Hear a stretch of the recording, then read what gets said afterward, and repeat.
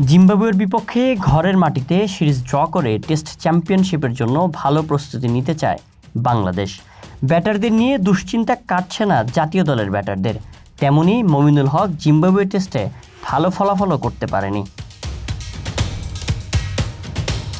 তবে তিনি জানিয়েছিলেন ব্যক্তিগতভাবেও ভালো কিছুর প্রত্যাশা তার। প্রতিপক্ষকে দেখছেন সমীহের চোখে। গেল মৌসুমের পারফরম্যান্স নিয়েও সন্তুষ্ট নন মমিনুল।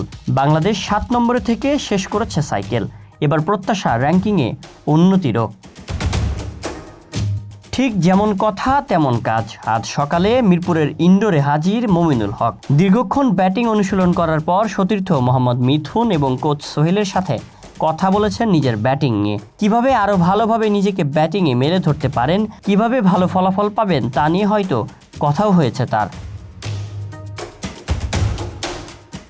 সামনে শ্রীলঙ্কার সাথে টেস্ট সিরিজ, সেখানে নিজেকে মেলে ধরতে তীব্র গরমকে উপেক্ষা করেই নিজের সেরাটা দিতে প্রস্তুত হচ্ছেন মমিনুল হক। দলে একজন সিনিয়র প্লেয়ার হিসেবে কি করতে হবে সেটা ভালো করেই জানেন তিনি। তাই তো মিরপুরে আসছেন, অনুশীলন করছেন, নিজেকে তৈরিও করছেন। Shayan Sabbir, BD archive.